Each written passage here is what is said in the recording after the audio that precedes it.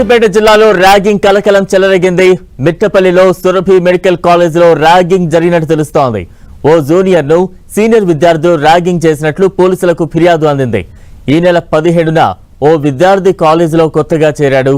అతనిపై సీనియర్లు ర్యాగింగ్ కు పాల్పడినట్లు ఫిర్యాదులు అందాయి. దీనిపై పోలీసులు విచారణ చేస్తున్నారు.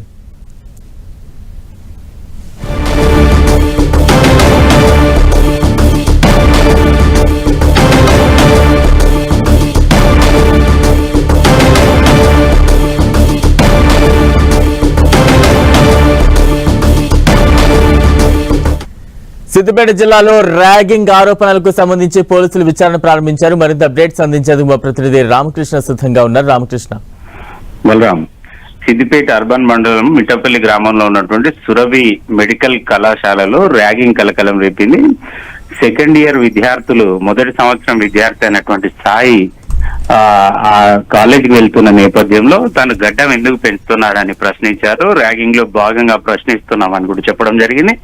తను దేవుడికి మొక్కుందని చెప్పి కూడా చెప్పినప్పటికీ కూడా తమతో ట్రిమ్మర్ తీసుకొచ్చినటువంటి సెకండ్ ఇయర్ విద్యార్థులు ఆ సాయి యొక్క గడ్డాన్ని అక్కడే ట్రిమ్ చేశారు, షేవింగ్ చేశారు. దాన్ని తను దేవుడికి వదిలేశానని మొక్కుందని చెప్పి చెప్పినప్పటికీ చేయించడంతో కొంత అవమానంగా, అదే విధంగా దేవుడు అపచారంగా భావించినటువంటి సాయి కాలేజీ యాజమాన్యం దృష్టికి, పేరెంట్స్ దృష్టికి తీసుకువెళ్లడం జరిగింది. ఈ నెల 17వ తారీఖున ఈ సంఘటన జరిగింది. దాదాపు 10 రోజులు జరుగుతున్న ఎలాంటి క్రమశిక్షణ చర్యలు లేకపోవడంతో మొదటి సంవత్సరం విద్యార్థులకు కొంత ఆందోళన మొదలైంది. ఈ నేపథ్యంలోనే కొంత కాలేజీ యాజమాన్యంపై ఒత్తిడి తీసుకురావడంతో పోలీసుల దాకా ఈ మ్యాటర్ వెళ్ళింది.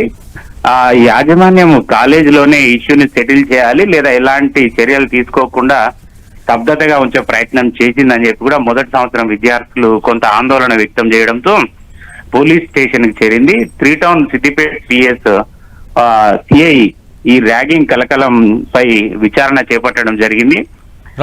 పూర్తి వివరాలు, ఎలాంటి చర్యలు తీసుకుంటారనేది త్వరలో తెలియనుంది. రామకృష్ణ, అంటే గతంలో ఎప్పుడైనా ఈ కాలేజీలో ఇటువంటి ర్యాగింగ్ ఆరోపణలు కావచ్చు, ర్యాగింగ్ ఘటనలు కావచ్చు, ఏమైనా చోటు చేసుకున్నాయా?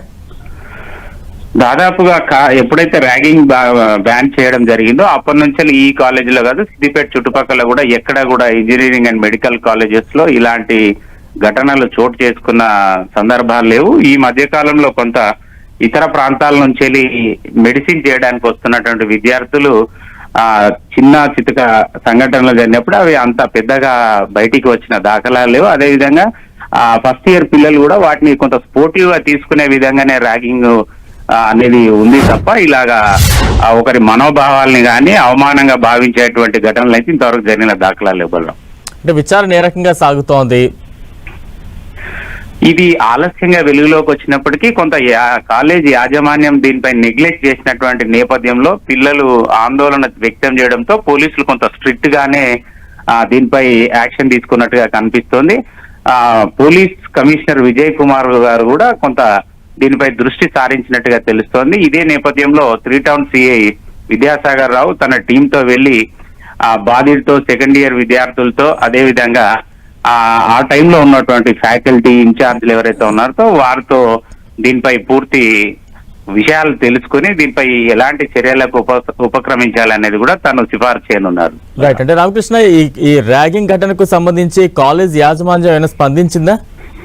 కాలేజ్ యాజమాన్యం అయితే అసలు ఏం దీనిపై ఎలాంటి విషయాలు వెల్లడించడానికి కానీ, అసలు ర్యాగింగ్ జరిగినట్టుగా కానీ వాళ్ళు స్పందించడం లేదు. బట్ ఇది పోలీస్ స్టేషన్ దాకా చేరినాక వాళ్ళు అనివార్యమైనటువంటి సంఘటన పోలీస్ స్టేషన్ దగ్గరకు వెళ్ళింది కాబట్టి పోలీసులు విచారణ చేస్తున్నారని మాత్రమే అంటున్నారు. మరి ఇంత ఆలస్యంగా మీరు రియాక్ట్ కావడానికి గల కారణాలు ఏంటి అన్నప్పుడు కొంత కాలేజ్ మేనేజ్మెంట్ కానివ్వండి, ఫ్యాకల్టీకి సంబంధించినటువంటి వారు ఎలాంటి తమ స్పందనను తెలియజేయకపోవడం అనేది విచారం. రైట్. Thank you Ramakrishna.